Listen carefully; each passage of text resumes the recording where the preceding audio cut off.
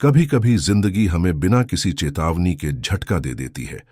एक पल सब कुछ सामान्य होता है और अगले ही पल सब कुछ बदल जाता है। यही है जिंदगी की सबसे कड़वी लेकिन सबसे काली सच्चाई। हमेशा कुछ भी नहीं रहता। हम सब इस भ्रम में जीते हैं कि हमारे पास बहुत समय है। अपने माता पिता से कल बात कर लेंगे, अपने प्यार को अगले हफ्ते सरप्राइज देंगे, या उस दोस्त को जिससे सालों से नहीं मिले अगली बार कॉल करेंगे। लेकिन क्या आपने कभी सोचा है कि अगर वो अगली बार कभी आई ही नहीं? इसी बात से रिलेटेड लेखक यहां कुछ वास्तविक कहानियां साझा करते हैं जिनमें लोगों ने अपनों को एक सामान्य सुबह में अलविदा कहा और वो अलविदा आखिरी अलविदा बन गया। कहानी एक 8 साल की बच्ची थी जो रोज सुबह अपनी मम्मी को स्कूल जाते हुए दरवाजे से हाथ हिलाकर कहती थी, मम्मी जल्दी आना। और एक दिन मां जल्दी जल्दी में जाती है, लेकिन फिर वो कभी नहीं आई। एक एक्सीडेंट ने सब बदल दिया। अब वो बच्ची हर सुबह खाली दरवाजे को देखती है, लेकिन कोई हाथ नहीं हिलाता। हम सोचते हैं हमारे पास समय है, लेकिन ऐसा होता नहीं। लेखक बताते हैं कि इंसान की सबसे बड़ी भूल यही है। हम जिंदगी को तयशुदा मान लेते हैं। हम मानते हैं कि रिश्ते चलेंगे, लोग हमेशा रहेंगे, हमारे पास वक्त रहेगा। लेकिन असल में हर रिश्ता, हर इंसान, हर मौका एक रेत की तरह फिसलता है अगर हम उसे थामने की कोशिश नहीं करते। किताब का सबसे भावुक हिस्सा तब आता है जब लेखक कहते हैं, दुनिया में सबसे ज्यादा दर्द उन अल्फाजों से होता है जो हम कह नहीं पाए। I am sorry, I love you, thank you, forgive me. हम इन शब्दों को कभी कभी अपने अंदर दबाए रखते हैं, ईगो के कारण, वक्त न होने के कारण, या बस लापरवाही के कारण। और फिर जब वो इंसान चला जाता है तो ये शब्द हमारे अंदर हमेशा के लिए गूंजते रहते हैं। क्या आपने कभी किसी को कहने का मौका खो दिया? क्या आज भी कोई ऐसा है जिससे आप बात करना चाहते हैं लेकिन टाल रहे हैं? क्या आप सोचते हैं कि कल कर लूंगा? तो सुनिए, कल शायद ना हो। जो भी है बस आज है। यही पल है, यही मौका है। लेखक का संदेश, वक्त उधार नहीं होता। लेखक हमें बार बार याद दिलाते हैं, life doesn't owe you tomorrow. जिंदगी आपको कल का वादा नहीं देती। इसलिए जो कुछ भी कहना है आज कहो, जो माफ करना है आज करो, जिससे प्यार है आज गले लगाओ। जिंदगी एक फ्रैजाइल गिफ्ट है, ना जाने कब फिसल जाए, ना जाने कब छिन जाए। तो चलो आज से हम उसे वैसे जिए जैसे यह पल आखिरी हो सकता है, क्योंकि शायद हम सब बस एक पल ही हैं। यहां एक पल और अगले ही पल शायद नहीं। भाग 2, पछतावे की कीमत। जब इंसान अपनी जिंदगी के आखिरी पड़ाव पर होता है तो उसके पास दुनिया की सबसे कीमती चीज होती है, अनुभव और पछतावा।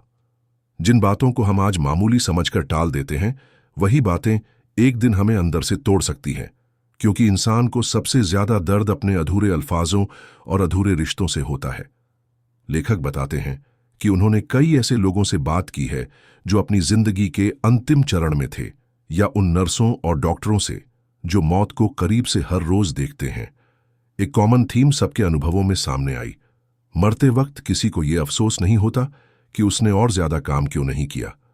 अफसोस होता है कि मैंने अपने रिश्तों को समय क्यों नहीं दिया, मैंने माफ क्यों नहीं किया, मैंने दिल खोलकर क्यों नहीं जिया। सबसे आम पछतावे। लेखक ने सैकड़ों लोगों से बातचीत के बाद 5 सबसे आम पछतावों की सूची बनाई है।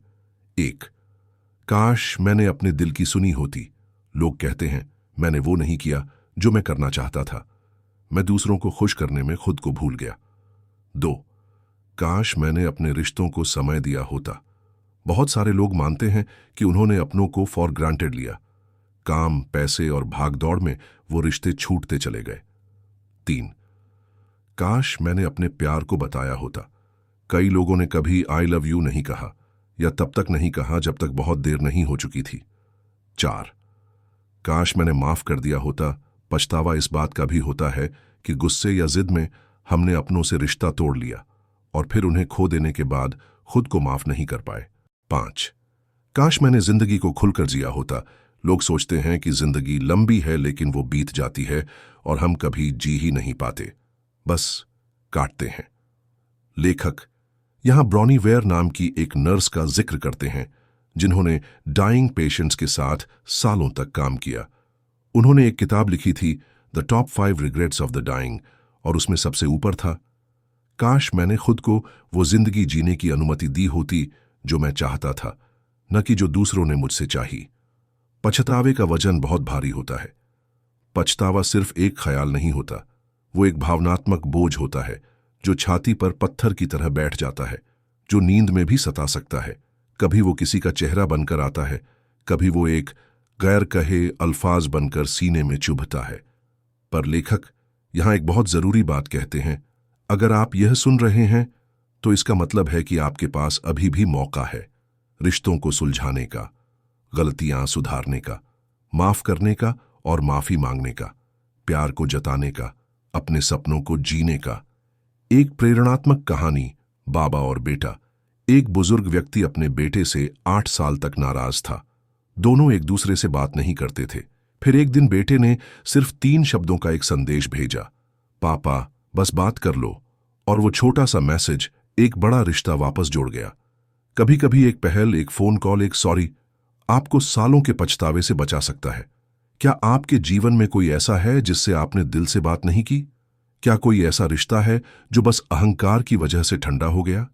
क्या आप किसी के जाने के बाद खुद को दोषी महसूस कर सकते हैं?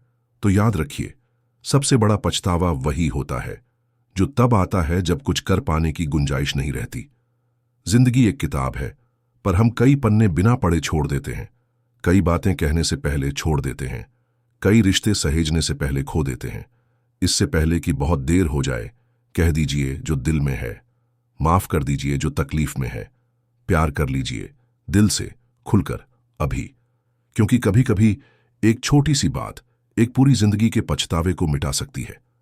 भाग 3, अभी का महत्व। हम बीते कल में जीते हैं या आने वाले कल की चिंता करते हैं, लेकिन सबसे जरूरी चीज को भूल जाते हैं, आज का पल, यही क्षण। लेखक कहते हैं, the present moment is all we ever have, and ironically it's the one thing we keep ignoring. सोचिए, सुबह उठते ही हमारा दिमाग कहां होता है? क्या पहनना है, मीटिंग कब है, इंस्टाग्राम पर क्या डाला जाए, आने वाले प्रोजेक्ट्स, पैसे, रिश्तों की उलझन। हमारा शरीर तो अभी में होता है, लेकिन मन या तो अतीत में पछताता है या भविष्य से डरता है। पर जिंदगी तो सिर्फ अभी में ही घट रही है। अभी से दूर होने के नतीजे, जब हम वर्तमान से कटे रहते हैं तो रिश्तों में डिस्कनेक्ट आ जाता है। अपने आसपास की खूबसूरती दिखाई नहीं देती, खाने का स्वाद, बातों की गहराई, सब सतही हो जाता है। हम फिजिकली तो साथ होते हैं, लेकिन मेंटली हम कहीं और भटके रहते हैं। लेखक एक बहुत रिलेटेबल उदाहरण देते हैं। एक पिता अपने बच्चे के स्कूल प्रोग्राम में बैठा था, लेकिन पूरा समय मोबाइल पर स्क्रॉल कर रहा था। जब तक उसने सर उठाया, वो पल जा चुका था। उसका बेटा उसकी तरफ देख रहा था, लेकिन पिता ने वो नजरें मिस कर दी। ऐसे कितने पल हम रोज मिस कर देते हैं, बस इसलिए क्योंकि हम अब में नहीं होते। माइंडफुलनेस का जादू, प्रेजेंट में जीना कैसे सीखा जाए? लेखक हमें कुछ सरल पर शक्तिशाली तरीकों से अभी में वापस लौटना सिखाते हैं। 1, गहरी सांसें लो। कभी कभी बस एक गहरी सांस आपको वापस इस पल में ले आती है। 2, दिमाग को जोर से कहो, अभी। जब भी आपका ध्यान भटके, खुद से कहिए, मैं अभी यहां हूं, यही मेरा पल है। 3, डिवाइसेस को नीचे रखो, फोन रखो, आंखों में देखो, किसी की मुस्कान को अब्जॉर्ब करो। 4, पूरी तरह से सुनो। जब कोई बात कर रहा हो, सिर्फ सुनो, जवाब मत सोचो, ध्यान दो। 5, शुक्रगुजारी की लिस्ट बनाओ। हर दिन 3 चीजें लिखो जिनके लिए तुम आभारी हो। यह आपको वर्तमान की खूबसूरती दिखाएगा। एक छोटी कहानी, अम्मा की चाय। एक लेखक रोज अपनी अम्मा के साथ चाय पीता था, कभी जल्दी में, कभी फोन पर बात करते हुए। एक दिन अम्मा नहीं रही और उन्हें याद आया, मैंने कभी वो चाय पूरी तरह से नहीं पी। न अम्मा को ध्यान से देखा, न महसूस किया कि वो मुझे देखकर कैसे मुस्कुराती थी। अब वो चाय का कप तो है, पर अम्मा नहीं। इसलिए वो अब हर चाय पूरी तरह से पीते हैं, हर घूंट के साथ, हर इंसान के साथ, पूरी अवेयरनेस के साथ। क्या आप भी अभी यहां हैं? जब आपने किसी को आखिरी बार गले लगाया, क्या आपने उस एहसास को पूरी तरह महसूस किया? जब आपने किसी के साथ समय बिताया, क्या आपका मन वहां था? अगर नहीं तो अब से कोशिश कीजिए, क्योंकि यही पल, यही सांस, यही रिश्ता, यही असली जीवन है। Yesterday is history, tomorrow is a mystery, but today is a gift. That's why we call it the present. जो कुछ भी असली है वही इसी पल में है, आपके चारों तरफ, रिश्तों में, मुस्कुराहटों में, सांसों में। तो चलिए, रुकिए, देखिए, महसूस कीजिए, क्योंकि शायद यही पल वो है जो आप सारी उम्र ढूंढते रहे। भाग 4, मृत्यु से जीवन का सबक। मौत सुनते ही डर लगता है ना? लेकिन कभी सोचा है, मौत से बचने की नहीं, मौत से सीखने की जरूरत है। लेखक कहते हैं, मृत्यु ही है जो हमें बताती है कि कैसे जीना है। Death teaches us urgency, clarity and truth. मौत को टाल नहीं सकते, लेकिन समझ सकते हैं। हम में से कोई नहीं जानता कि उसका आखिरी दिन कब आएगा। ना उम्र देखती है, ना पैसा, ना प्लानिंग। और फिर भी हम ऐसे जीते हैं जैसे हमारे पास हमेशा का टाइम है। लेकिन क्या होता अगर हम हर दिन को ऐसे जीते जैसे वो हमारा आखिरी दिन हो सकता है? लेखक ने कई ऐसे बुजुर्गों से बात की है जो जीवन के अंतिम पड़ाव पर हैं। उनकी आंखों में एक चीज कॉमन थी, शांति। लेकिन वो शांति उन्हें ऐसे नहीं मिली। उन्होंने वो सारी चीजें खोई जो कभी उन्हें जरूरी लगती थीं। ईगो, गुस्सा, दौलत की चिंता। और अंत में बचा सिर्फ ये सवाल, क्या मैंने सच में जिया? मौत से मिलने वाले 3 सबसे बड़े सबक। 1, हर दिन कीमती है। हर सुबह आंख खुलना, सांस लेना, किसी की आवाज सुनना, ये सब नॉर्मल नहीं है, ये सब गिफ्ट्स हैं। 2, रिश्ते सबसे ज्यादा मायने रखते हैं। अंत में न तो हमारी डिग्रियां साथ जाती हैं, न पैसा, न फॉलोअर्स। बस जाते हैं वो लोग जिनसे हमने प्यार किया और जिनसे हमने माफी नहीं मांगी। 3, पल पल को जीना जरूरी है। मौत हमें सिखाती है कि टालना सबसे बड़ा धोखा है। प्यार करना है, अभी करो। कहना है, अभी कहो। जीना है, अभी जियो। चलिए इस पर एक सच्ची कहानी सुनते हैं, जिसका नाम है 9/11 और एक नई जिंदगी। 11 सितंबर 2001। एक आदमी रोज वर्ल्ड ट्रेड सेंटर की 103वीं मंजिल पर काम करता था। उस दिन उसकी बेटी की तबीयत थोड़ी खराब थी, तो वो ऑफिस लेट गया। कुछ घंटों में वो बिल्डिंग गिर गई, वो जिंदा बच गया। उसी दिन उसने फैसला किया, मैं अब कभी उस जिंदगी में वापस नहीं जाऊंगा जहां मैं अपनों को समय नहीं देता था। अब वो हफ्ते में 3 दिन सिर्फ अपनी बेटी के साथ रहता है, बिना किसी डिस्ट्रैक्शन के। लेखक हमें टालने को लेकर चेताते हैं। हम कहते हैं, अगले साल घूमने जाएंगे, कभी ना कभी उसे माफ कर देंगे, बाद में बात करेंगे। पर हकीकत यह है कि बाद में शायद ना हो। इसलिए लेखक हमें याद दिलाते हैं, live in such a way that if death comes tonight, you don't have to wish for one more day. मौत हमें तोड़ती है, लेकिन वही हमें गढ़ भी सकती है।